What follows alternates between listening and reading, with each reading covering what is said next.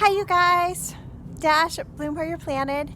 My friend gave me this wonderful warm neck muff, I guess it's called. And oh, it is so warm, and that's a good thing because I'm coming down with something. I'm just a little bit sick. I'm trying to fight it off, but the kids came out and did the farm chores yesterday, so right now they're fixing breakfast, so that's awesome. That's a relief.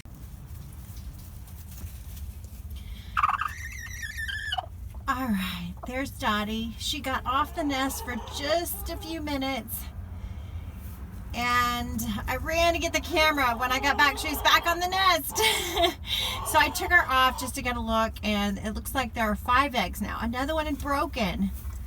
So I put some grass clippings under the eggs. I took them all out gently and put them under the eggs and put them back. Looks like she's gonna settle in on them. So, how you doing, Dottie? Got her some water and some food there, so she just has to come right here for water and food.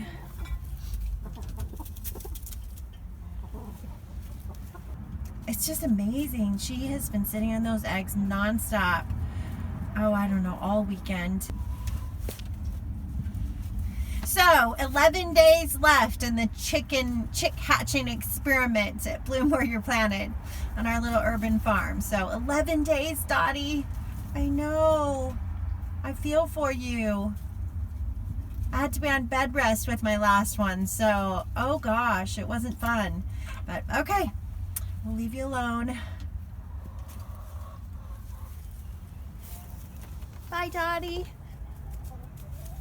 You're grand champion. We appreciate you.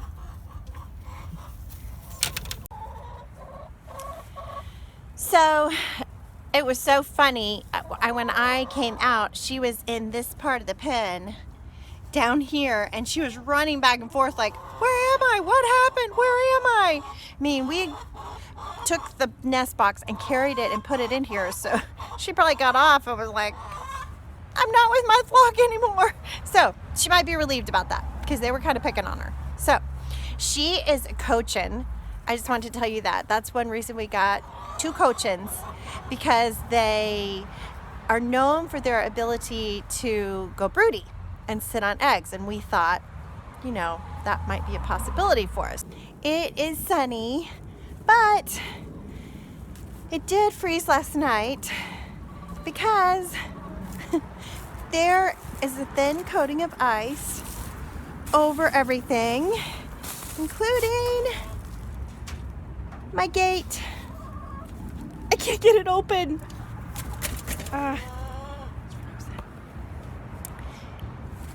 That is what tends to happen in Dallas, Texas.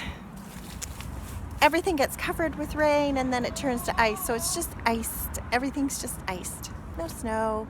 Nothing fun to play in, just ice. Sometimes the roads are that way, but not today.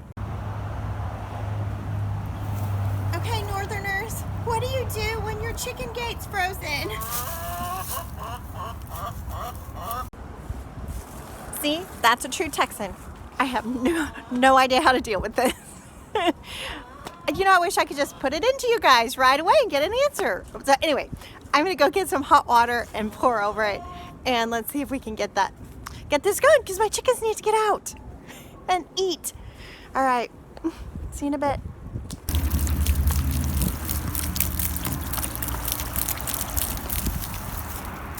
See, ta-da! Good girl.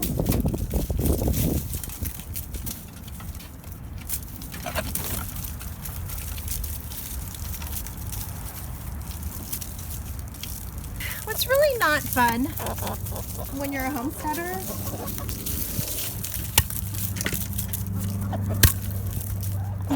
is when everything is frozen and you're not feeling very well. That's me this morning. I'm really not feeling well. I'm coming down with something, but animals have to be taken care of and everything is frozen. So I'm gonna put my video camera away and take care of everybody. Part of homesteading, not the funnest part. Surprise, we have baby bunnies. I was not expecting this. I have to look at the calendar and find out how this happened. So let's see how many we have. It looks like they were just being born, so they were all wet. So I brought them in to dry them off, and she made a lovely nest.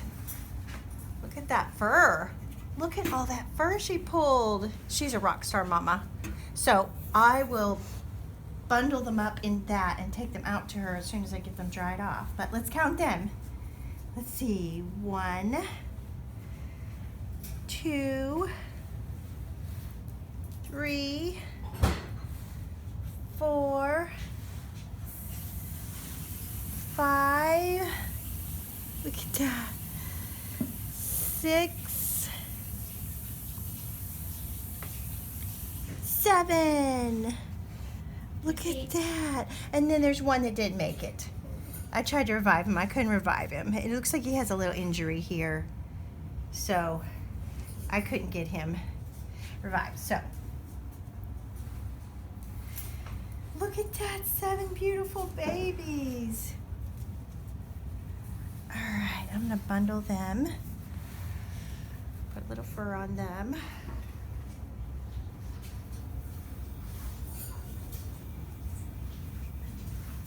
She would pick another really cold day. But that's the tough part about having rabbits in Dallas, Texas, because in the summer it's too hot to breed them. In the winter is really your breeding season, but it can get cold. All right, got them covered up. Let them warm up for a little bit, and I'll get this nest all prepared for them to take out to Mom. All right, we got them all warmed up.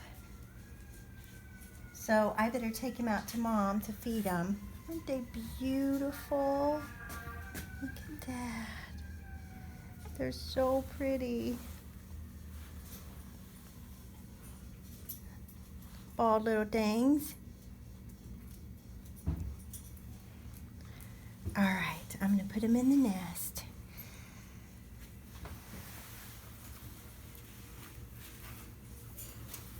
Get in there, little guys.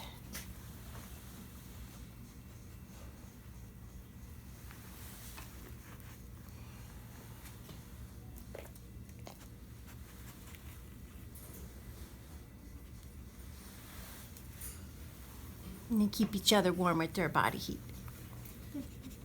All right. Get everybody covered up real good. All this fur.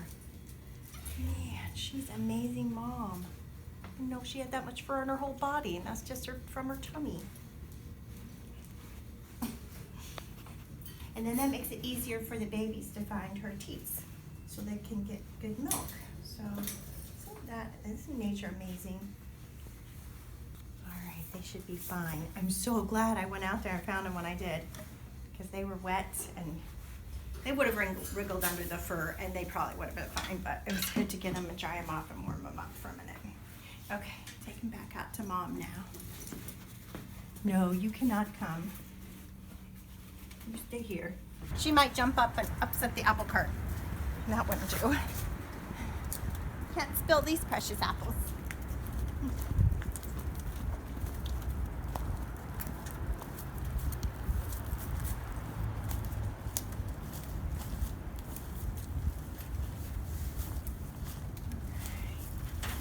There's our good mama.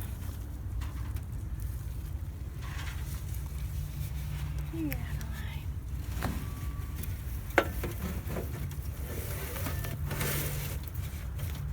There they are. They're back. They're in there. You can feed them if you want.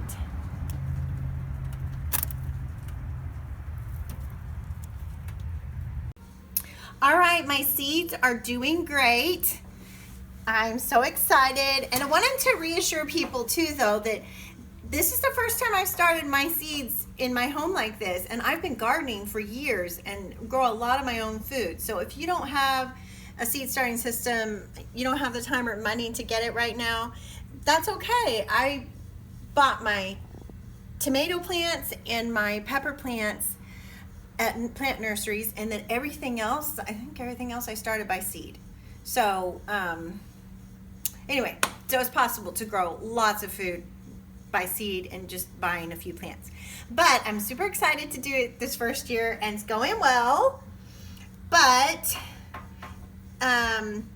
one thing that I learned, I jumped the gun a little bit on my squash, my yellow squash right here. As you can see, this is why. My friends told me, don't do squash yet, wait. And so one reason is because look how big they've gotten. They're obviously going to be too big to put out in the garden before the first freeze. And they're much taller than the other plants. And so I can't put the light any lower on the other plants, which it probably needs to be a little lower. So that's why you don't do squash, especially not in a flat where you're going to have little seedlings that are going to come up later. So I've got to get those out of there. And another thing I'm learning is tomatoes. These are my tomatoes and peppers over here. And those are slow to come up, and I'm wondering if I might need some heat under them. I've heard that about tomatoes and peppers. So let me know in the comments if you know the answer to that. So that's how seed starting is going. I'm so excited for spring, and I'm wondering how your seed system is going for you. Leave a message in the comments if you want to update me on yours, okay? Pictures are good too. Bye.